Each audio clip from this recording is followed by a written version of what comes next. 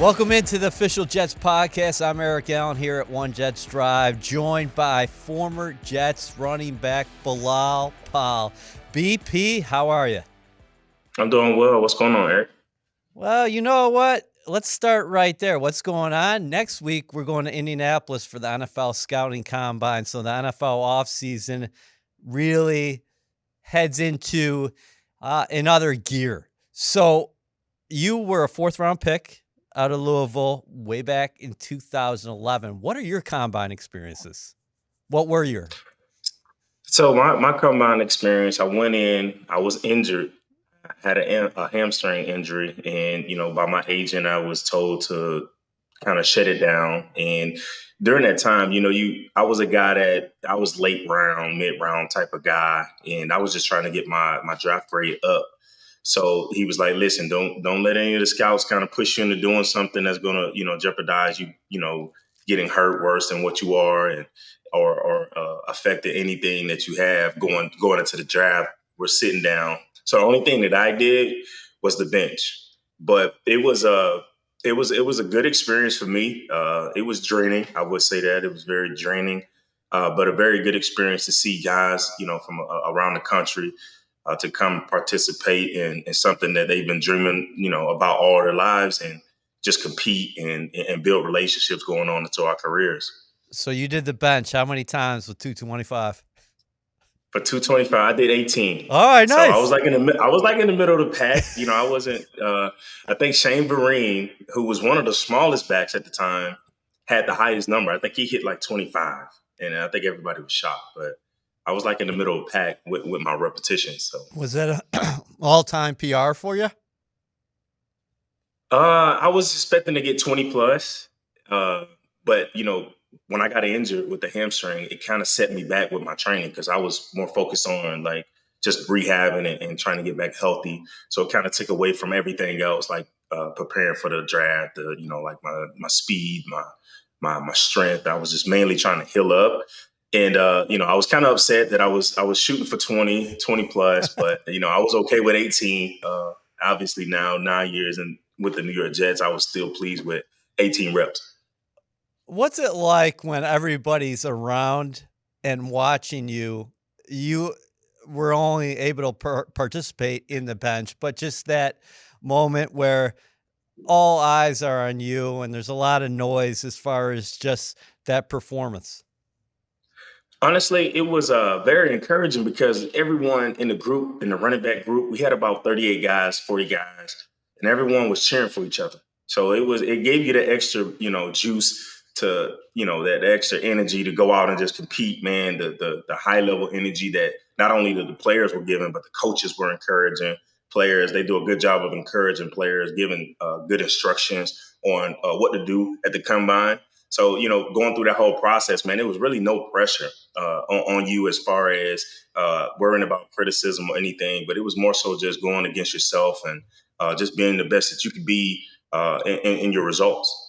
I was talking to somebody in the personnel department yesterday, Bilal, and he said that NFL teams now are allowed to have 45 formal interviews. I think back in 2011 it was probably 30.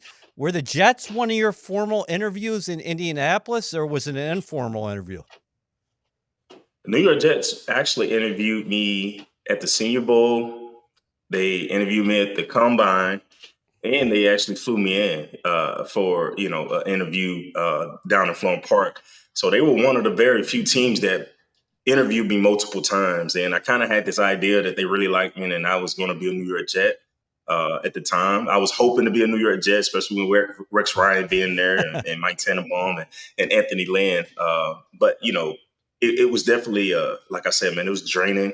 It was back to back, but man, I really enjoyed all three of my interviews with the New York Jets because of the energy that Rex Ryan brought in everyone. I mean, every interview with him was same energy, but just different questions, and it just kept you on edge. And I was excited to be a Jet. Honestly, I was hoping to be a Jet at the time. We all know he's got such a larger than life personality, but what made you gravitate towards him? It was just him him saying, "Hey, listen, I don't want you to come be anyone else that ever came through this National Football League. I want you to come be you. We're drafting you because of you." And that sat very well with me. And I was able to relax in most of my interviews with the New York Jets. Having everybody, and I don't know if people realize you have the GM in there, you have position coaches, Yep. you have all these different people in the department in the organization sitting in these interviews. But in the New York Jets interview, I felt the most comfortable. I don't know why. I don't know. I don't know if it was Rex. Just he doesn't give you a chance when you walk through the door. He's Rex Ryan as soon as you walk through the door. And even if you're a quiet guy like myself, he brings that out of you. And but it made me comfortable with just relaxing and talking about football and just talking about life. And what I really liked is how they focus more so on the personal side than they did football. Like the other ones were, hey, as soon as you get in there, you're drawing up plays and you're talking football. Where Rex was like, hey, what's going on? Relax. Want water and all these. I was like, wow, is this what's going on? Because all these other ones, being full. But man, like I said, Rex Ryan did a good job of guiding those interviews. What would what kind of advice would you give the guys who are heading to Indianapolis next week who are about to embark on their NFL careers? My biggest advice is just go in being yourself. No one else can't be you, no matter how much preparation you do from, board work or, from a performance standpoint on the field or anything like that. Obviously your medical records, they handle themselves because that's a big part of the combine, them making a big investment on you. So obviously the medical side, but the biggest advice is go be you. That's the easiest person that you can be in this world is yourself. And eventually the team that really likes you, all 32 teams do not have to like you. All it takes is one team to like you, and that right team to draft you. If somebody would have caught you in the hallway in Indianapolis back in the spring of 11, and said you were going to have a 9-year career in the National Football League, and all those years were going to be with the New York Jets, what would you have said? I probably would have had to pinch myself. I'm like 9 years, one team. I don't know who is this guy telling me this, but obviously, listen, it was very hard. One thing that I tell my young players that I coach down is the thing about being a good player, a great player, is the consistency, and I think that's the hardest part of being a professional is just maintaining consistency throughout your career. You can't look too far ahead, and when you get to a certain point, you can't look too far back. You have to just be present in the moment every day. It's a very brutal business and competitive business. You have to be in that moment, man, and just cherish that moment. So you joined an organization where the Jets were coached by Rex Ryan. They had appeared in the AFC Championship game in both 9 and 10.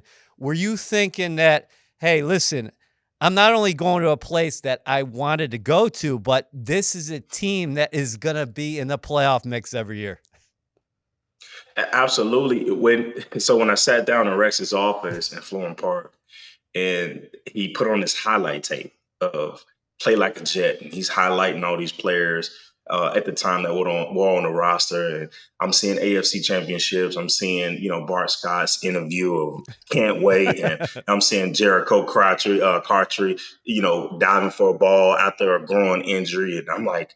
That's what I want to do, and that's what I want to walk into. I want to help this organization continue that mindset.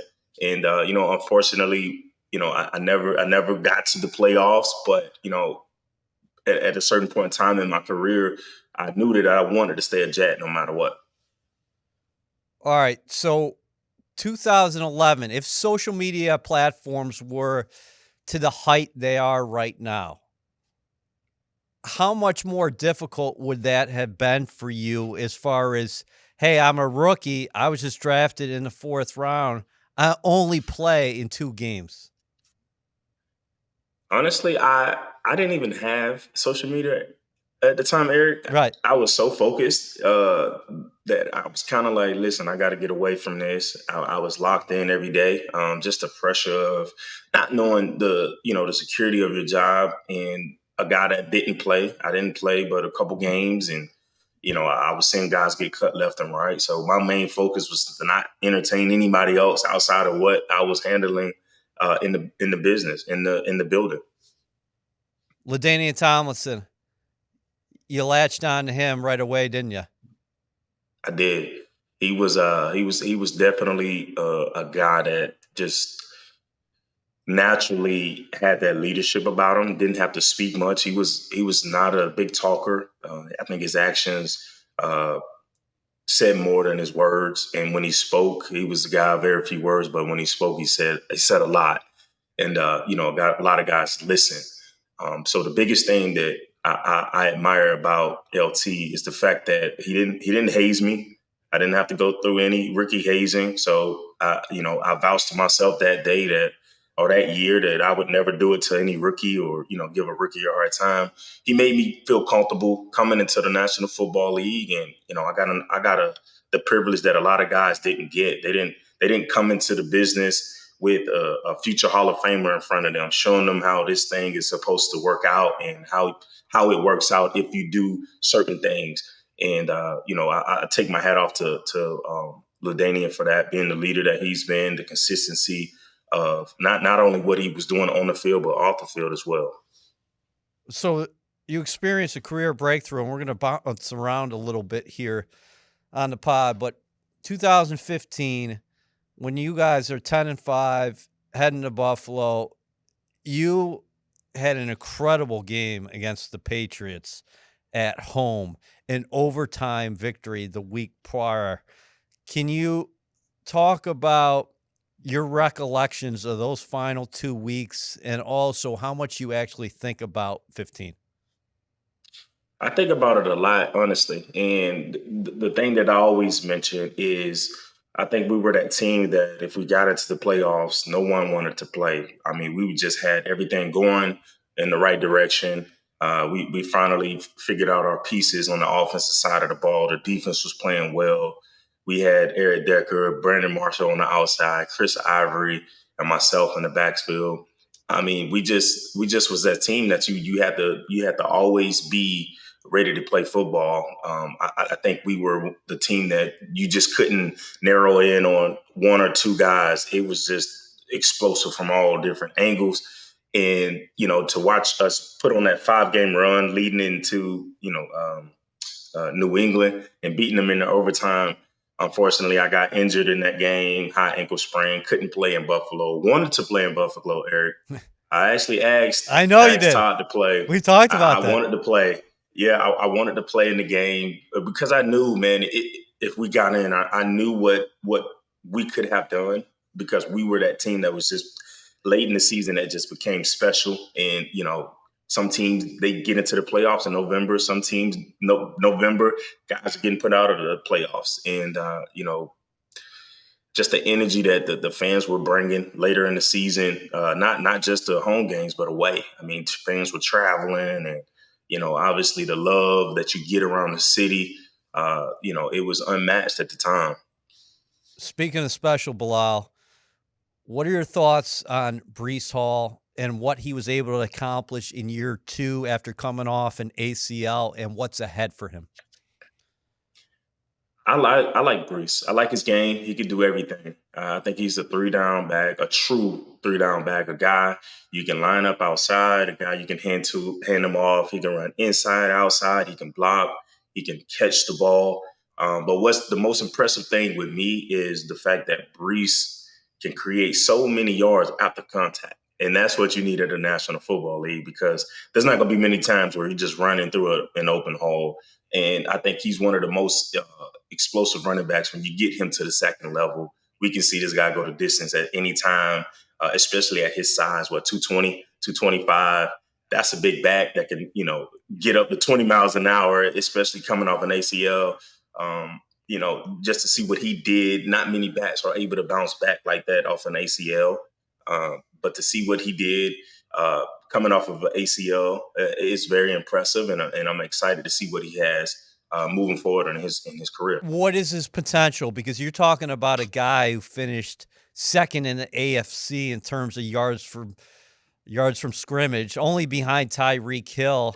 On the opposite conference, you're talking about a Christian McCaffrey, who a lot of people think is the best back in the league right now. But what is Brees's potential? Honestly, you just named it. You put him in a category with guys that have been consistent throughout their career and guys that are always mentioned at that top tier in their position. So, when you mentioned Brees Hall, I think he has that potential to go on and have a great career. And, if he stays healthy enough, I think he could be a guy that could get into the Hall of Fame. Because he's able to now touch the ball, especially with the way the game has evolved, more going 60-40 pass now. Back in the day, running backs were getting, 300 carries a year, where now guys are getting, they're worried more so about touches. And I think if you give Brees Hall enough touches, he could be a future Hall of Famer. Wow. You didn't retire that long ago. What do you think about the evolution, though, of the way backs are used, even compared to just a couple years ago when you hung up the cleats? I think the game has evolved. I mean, it's almost like black and white now, because when I first came in the league, it was power football. It was downhill football. Linebackers were bigger. Now you're starting to see smaller linebackers because uh, they're forced to cover backs out of the backfield now. I think running backs now need to eliminate carries, and they need to think about touches. And I was told that years ago by Anthony Lynn, my running back Yep. coaches. He was like, "Hey, listen, don't worry so much about the carries. Worry about touches. Worry about touches, your yards per touch, not your yards per carry. And that will eventually come with success." And now you're starting to see that now. You're starting to see more so the running back committee, where, you kind of get away from the workhorses, because you rarely find a guy that has to come, that can stay on the field for 3 downs. So you're forced to go out and get a guy that complements him. So when you mention Brees Hall, when you mention Christian McCaffrey, those guys are rare. The Saquon Barkley guys that can catch the ball, block, do all these things. Those are the rare guys. Those are the guys that I look at that position that need to be paid, honestly, and valued, when you're talking about the running back position. Because right now, the big thing is them undervaluing the running back position. Those are the type of special guys that you have to pay based on them not just coming off the field. You know what I mean? You're coaching at the high school level now, and I'm going to get to that in a second. But where are we going in the NFL game offensively? What do the playoffs tell you, as far as, like, you're talking about space and touches regarding specifically the running backs? But there are ebbs and flows, right, in the league that, okay, we go from a power game to a space game. When you watch Kansas City and San Francisco in the Super Bowl, or even Kansas City make their run, what do you think about the changes that are taking place right now? Honestly, just from an offensive standpoint, the creativity that these offensive coordinators are just calling and creating. They're just putting defenses in binds, and they have to account for so much, from a defensive standpoint. It's not just line up playing football anymore. It's so many different things that offensive coaches are starting to do, is find ways to get creative to get the guys that are going to help you win the ball, and that's causing stress for defenses that we saw. And obviously that Super Bowl game, uh, if you look at the total yardage, sometimes the points don't add up to it. I think Kansas City still had 450 yards of total offense in that game. And, obviously San Francisco had around 380, you know, even with the low scoring game that it was going into, overtime. It still was a good game plan from defensively. So now I think the defenses are starting to adjust to the creativity that these offenses are throwing out. And then I kind of see in a couple years that the offensive side of the ball start reverting back to that old school mentality, bringing in the fullbacks and getting downhill, running the ball more, and causing those smaller linebackers to now run field on a fullback that's 250. And now you're talking about smaller linebackers versus fullbacks, and I kind of see a shift of it probably reverting back to the old school way here in a few years. I love the game within the game. 30,000-foot view. Where are the Jets as a team heading into the 2024 offseason? I think the New York Jets are a few players away from being mentioned in the Super Bowl contending uh, for 2024. I think there are a few players away. I think last year we all were excited about having Aaron come in. I think everybody was excited about that, and we all know when you talking about mentioning a Super Bowl contending team, you have to have a quarterback. Well, you bought that in, and then obviously the injuries started to happen, which everyone deals with. I think the biggest thing for the New York Jets is now to just make sure that the pieces on the offensive side of the ball will help complement the defense because those guys are playing so well. You're talking about a defense that now finished again in the top five, uh, you know, throughout the year. So, I would love to just see on the offensive side of the ball that unit help complement the defense, and then you could just talk about Super Bowl contending for the New York Jets next year. Pieces offensively, what do you want to see? I think just on the offensive side of the ball, I think you have to go young at the offensive tackle spot. I think you bring in another receiver that can help Garrett Wilson, take some attention off of him so that now, he can go out and you can get that one-on-one match versus, him having to deal with double coverage. And, obviously, I think the backup quarterback position is very important, especially when you're talking about an older quarterback coming off of an injury that usually sits guys down longer than it. He was trying to come back. I know the rumors that were going on, but you still need to have that talent margin of when the guy goes down, that the drop off isn't so steep. I think when you look at the paper from last year, the New York Jets had a roster that I think player for player, we were one of the best teams. Obviously, the injuries happened, but just from having a quarterback, I think is the biggest piece. All right, he's the commander. He's the chief. He has to be the commander in chief on the offensive side of the ball, just like your inside linebacker on the defensive side of the ball. And we saw the leadership that C.J. Mosley had, and then kind of ripple effect around him as to why our defense was so good. Because you have to have a guy that's a commander in the middle leading on each side of the unit. So just honestly, those three pieces that I like to see moving forward, and I think the New York Jets continue to go into the right direction. You didn't have any quarterback stability when you played. Uh, um, when you look at Rodgers and you wonder about the potential of him guiding this offense with those young stars, the Brees Halls of the world, the Garrett Wilsons. At the tight end position, I really like what Tyler Conklin gave you from a production standpoint. The Jets are really high on Jeremy Ruckert as well. You mentioned addressing the offensive line, but did you ever think during your career, like, man, what would it be like playing with a guy like Rodgers? I asked myself that, and that was one of the biggest things that I wanted to do in my career is play with a guy that was considered a franchise quarterback, a guy that was consistent throughout his career, a guy that when you stepped on the field, he gave you a chance to win every week.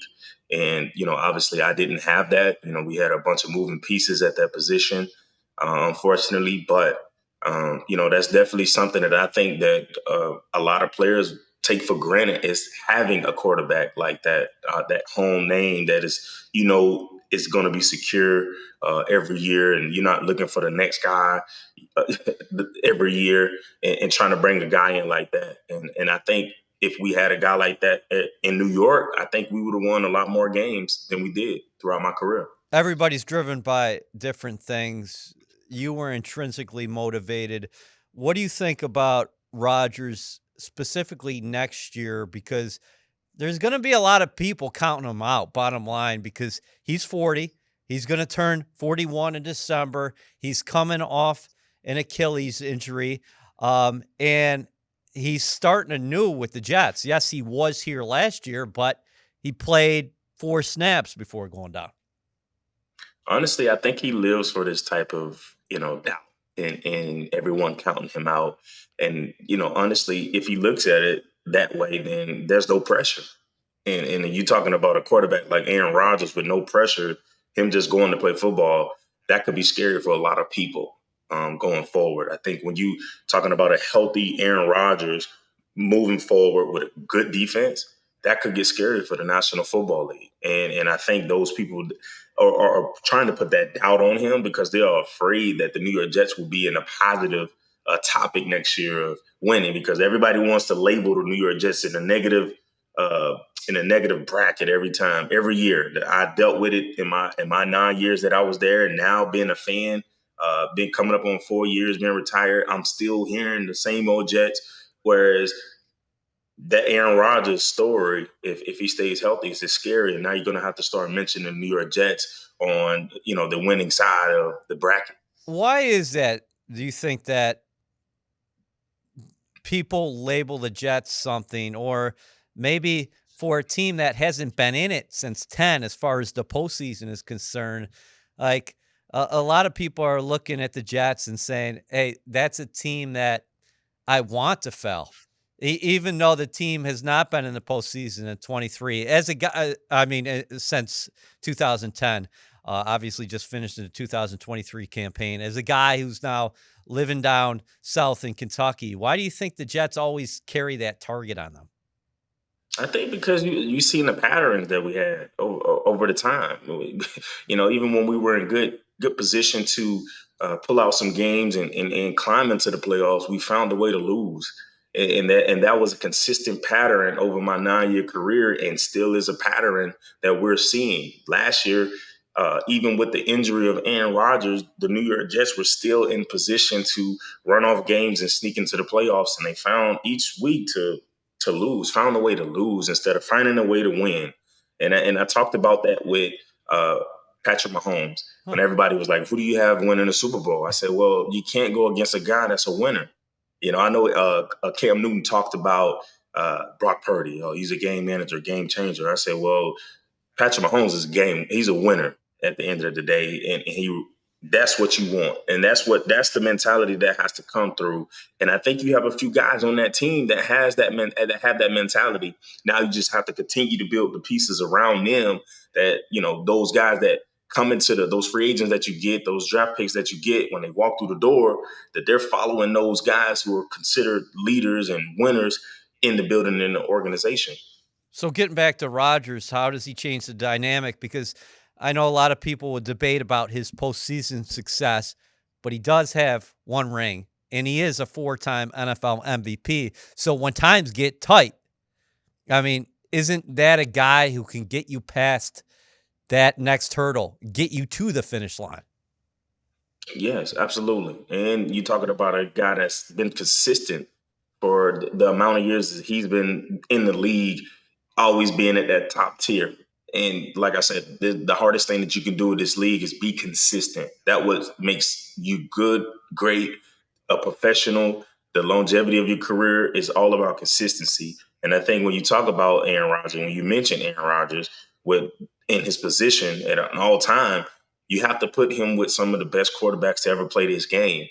And a lot of guys don't have that opportunity. And for the New York Jets, guys that are in that organization aren't used to that. They weren't used to that. And so now, hopefully, when you can have a full season with Aaron Rodgers, those guys can kind of see, even when tight games get tight, that you can see the competitiveness and the winner in him, and it kind of shifts the attitude of some of those guys in that locker room. Yeah, that's what I was just going to ask you, as somebody who was here, who was a member of this organization playing inside the white lines. It's got to change everything if you do have this guy healthy. If you are in a third quarter or the fourth quarter and you are in a tight game, knowing that he's done it before, because maybe when you played, are you thinking that you're trying to think positive thoughts, but at the same time, you've seen this story before? Yes, absolutely. And I've been in situations where we get down to a certain point, there's almost a high doubt that we come back because we just didn't have that right guy in position to lead us back. That we know, even if we're in this position, we believe in that guy. Aaron Rodgers is that guy. We know that even with him being down, that he can rally a team, and the consistency and respect that he has throughout the league from his performance that he had over his career, I think you can, especially with a young team, you can get him to pull those young guys in the right direction. And now week in and week out, you can go into a game knowing that you have a chance, even all the way down to the last play of the game, that you have a chance to win a football game. All right, let me throw a couple things at you. How would you rate the Jets' offseason needs? You talked offensively, you said tackle, you want to get another playmaker with Garrett Wilson, receiver. Defensive side of the ball, just some tinkering, I think. I think everybody would agree with, but defensive tackle, because you got a number of guys who are up next to Quinnen Williams, and then the safety position. Amongst those with expiring contracts, you're talking Jordan Whitehead, Ashton Davis, Chuck Clark. And then you also mentioned backup quarterback. How do you rank those needs? Tackle, receiver, backup quarterback, defensive tackle, safety. I think you have to go with finding an offensive tackle first. First and foremost, finding an offensive tackle. We know what the defense has handled over the last 2 years. We know they have their leaders set in place on that side of the ball. I think it's time to now set the pieces on the offensive side of the ball. So I think you need to go out and find your tackle. You need to go out and find your receiver, a veteran receiver, that's still consistent, that's able to run every route on the route tree, and be a leader, and have a relationship with Aaron Rodgers, and also lead a unit. You need to also go out and get that backup quarterback, that a guy that who can come in, be a backup quarterback. Something happens, we know that this is the National Football League, is 100% injury rate. That this guy can step right in and pick up where Aaron Rodgers left off, even if it's not as good as it was, but it gives you a chance each week to go in and compete on a Sunday or a game day. And also a guy that you can probably put the future in his hands, knowing that Aaron Rodgers only has a couple more years. You can get this guy to kind of sit behind Aaron Rodgers, learn from Aaron Rodgers, and when it's time to pass the torch, that he's ready to step in and be your franchise quarterback in the future. Would you draft one? I'm not saying a 10 overall, but you have 5 draft picks. Would you draft one in terms of just trying to develop down the line with one of your later picks? No, I wouldn't draft a quarterback. I think the New York Jets have been doing that for a very long time now, and it hasn't been a successful pick that we've seen. Even with early picks, we've seen them move on from those guys after their rookie contract, or even before that. So I think you need to go out and find you a guy, a solid guy in free agency, a guy, a younger guy, kind of going into that year 3, year 4, or maybe a guy that it has a little respect around the league, a guy that can step in and help you win, that isn't going to pretty much hit the cap space or take up too much money from that. Come in that obviously accepts the role of being, coming in knowing that it's not his team just yet, but coming in learning under Aaron Rodgers. Do you envision a scenario where they sign a tackle in free agency and then perhaps even draft one 10 overall? Because you're talking about a young tackle, and maybe one of those guys are there at 10. I know most people think, pundits anyway, the consensus is Joe Alt out of Notre Dame he's probably the cleanest prospect, but Fashanu from Penn State, he's getting a lot of love. I know Fuaga from Oregon State was just Oregon down State. there at the Senior Bowl, and he performed well. Would you like to see a scenario where, hey, you address tackle in free agency, but you also come back in the draft?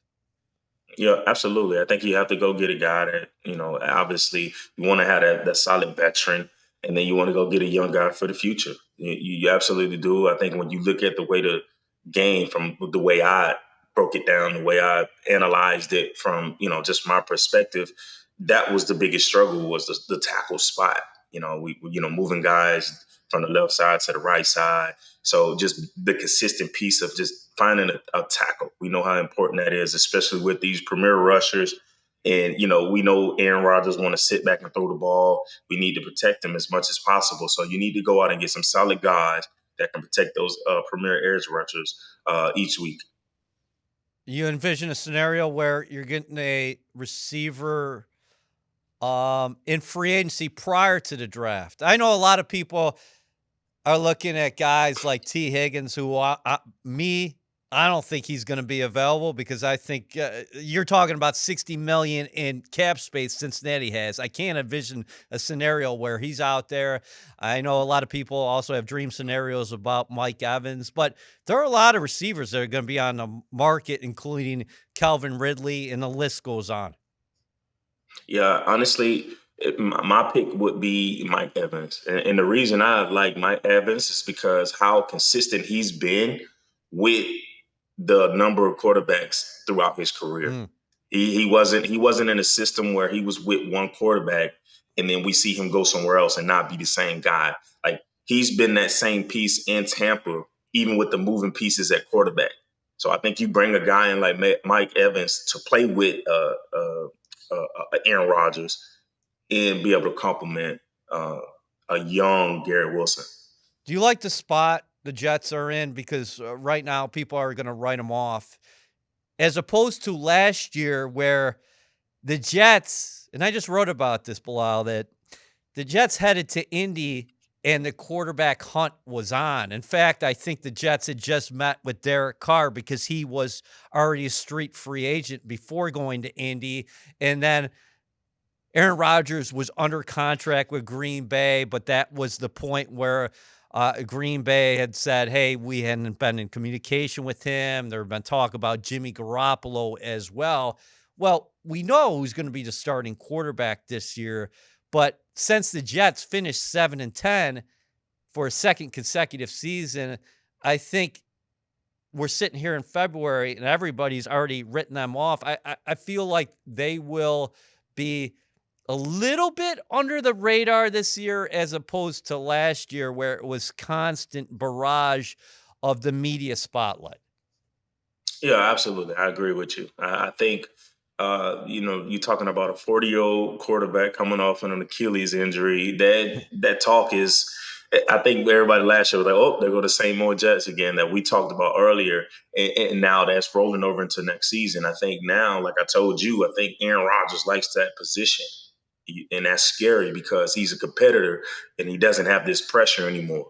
It's not that high talk, oh, Super Bowl contending, and they were the talk of the offseason. And I came up there for training camp and Yeah. I saw the energy and Hard Knocks being there and all this attention that was going on. And I don't think you get that same thing with the New York Jets, which is a good thing, I think, for New York, because now they can really lock in on what they really want to do without all the outsiders or whatever, the people talking from the outside looking in. I think it's a good time for you to focus, get those couple pieces that you need, and then, let your play do the talking. Hey, how much love do you have for the Jets' internal documentary crew?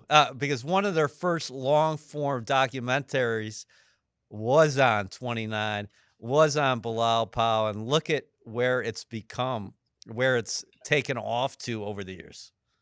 Yeah, I appreciate you guys for doing that, and obviously, I wasn't a guy that talked to you guys much, but I appreciate everything that you guys have done over the years, and obviously that documentary, people still talk about it to this day, so I appreciate it. Yeah, and Seth Bradley and crew, I mean, doing a fantastic job with One Jets Drive and Flight in the past, and there's going to be new offerings here this season, so it's very cool, and that was memorable for all of us down there on that shoot. Yeah, it's interesting, isn't it, that Bilal was so beloved inside the locker room, and all the guys used to talk about you, and you be around them. But when the media came by, open media sessions, Bilal wasn't frequently found in there.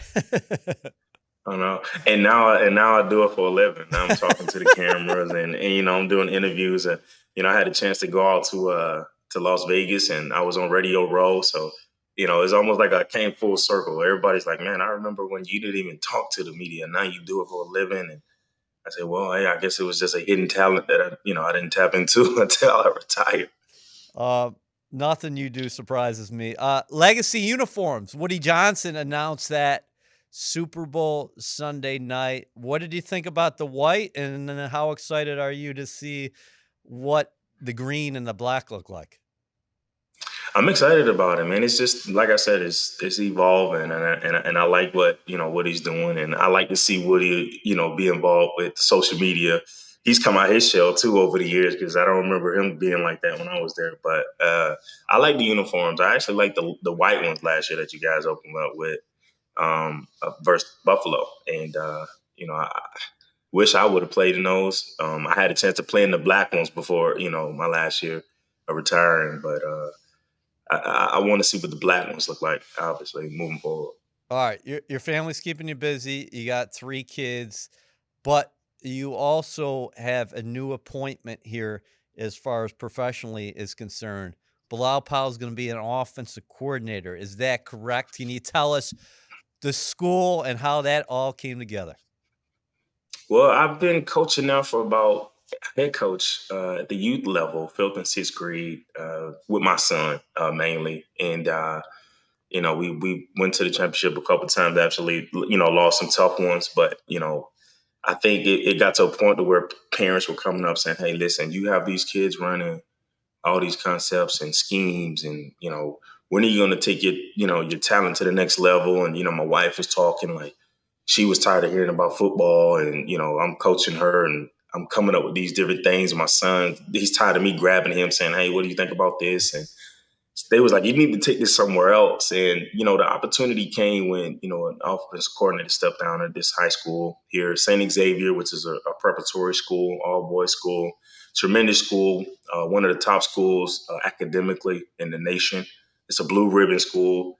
Um, the opportunity just fell into my lap, and I was one or two guys that were interviewed, and the coach looked at me from the philosophy and just the experience and said, "Hey, listen, you are what we need here for the future of this high school." And I've been there now about a month, and I'm getting to know all the boys. Eric, you talking about 300 boys, man, from varsity, JV, and freshman football.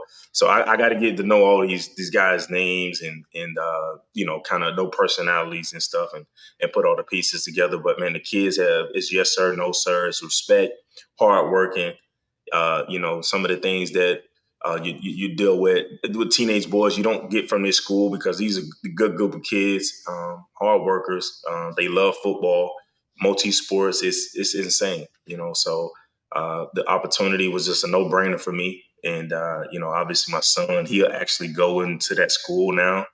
I actually moved him it's a Catholic school, so I moved him into the Catholic community, and he'll come up and get a chance to play with me in high school. All right, what's the offensive philosophy of Bilal Powell going to be?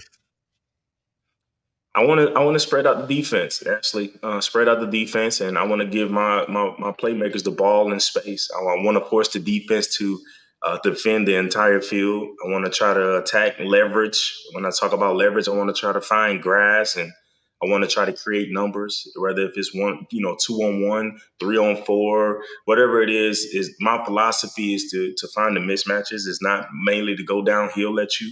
Like I said, I love Kyle Shanahan. I love Andy Reid's offense, and so I like the creativity of moving guys around with motions and shifts and different formations and trying to get different guys the ball. And my biggest thing is not having the team lock in on one guy, but finding a way to get multiple guys the ball. That way, you can't narrow down on any tendencies that we have, and that's it, man. They're smart kids, so I'm able to do more. You're talking about almost 100 and something plays, alignments, assignment, and all that stuff. So to me, I think that's the biggest calling in my life right now. Eric is teaching football to these young guys, and not only that, but just getting them ready for the future in their lives. Some guys are going to play at the next level, some won't, but they'll be prepared to go on for life. So that's my biggest thing is just to give back the game of football. This is awesome. Kyle, the way he approaches offense, you mentioned him before. Do you like that? Like the positionless offense, meaning that, okay, we can have Debo line up in the slot. We can have him line up outside. We can have him line up as running back where you don't have to put a position on a player that they're all chess pieces. We're going to move guys about around the formation and I'm going to have a counter for whatever you try to throw at me defensively because I always have an answer. Yeah, absolutely. I think it's about those moving pieces. I like to call it eye candy when you're moving guys one way and going the other way. Like I said, it's just about finding every play call is a prediction. And I can only call the play based on what I saw on film, what you showed me based on formations. So when I make a call, it's a prediction that you're going to line up in this and you're going to allow us to do this and this. Right. My biggest thing is having a smart quarterback. My quarterback's very smart, so he can go to the line of scrimmage with multiple plays. And he can get to, if you come out and we're prepared for a 2 high safety and you come out with a 1 high safety, he automatically knows that's either cover 1 or cover 3. We get to our beaters and now we can make our audibles. So we're, my job as a play caller is to I can only predict, Eric. I can only put them in an alignment, and then the players have to go out and know what's going on. They have to know the assignment and the adjustments, and then they have to ultimately execute. No matter, you can call it a perfect play. If they don't execute, then we all look bad. So players can only do so much, and coaches can only do so much. Yeah, you look really happy. We're very happy for you. Um, can you talk finally as far as a message for Jets fans as far as where they can find you because you are in the podcast world. You just were in Vegas at the Super Bowl doing Radio Row. Now you are an OC down there in Louisville and a proud dad of 3 kids. Honestly, and I'll be at the combine as well. Okay, So we're gonna have to catch up there. Yeah, I'll be there Monday through Wednesday. I don't know when you get there, but I'll be there Monday through Wednesday. Okay. I actually sit on the NFL Youth Advisory Committee down there, so it's mainly targeting high school and youth sports around the nation. So we have our national meeting down there, so I'll see you down there. But right now I'm doing my podcast, so you can catch me on the Believe Network, and it's a Jets-based podcast, and it's called In Flight Snack. And it was pretty much inspired by Rex Ryan, on the Hard Knocks episode when he was like, "Let's get a snack." So In Flight Snack is the podcast on the Believe platform. And if you're in the Louisville area, I don't know, Kentucky area, I'm also on Sports Talk 790 radio station with Jerry Eves talking sports early in the morning. Oh, that's awesome. Hey, man, great catching up. I'm going to text you next week in Indy because I'm getting there on Tuesday. Okay. I'll see you, man. I look forward to it. Thanks, buddy.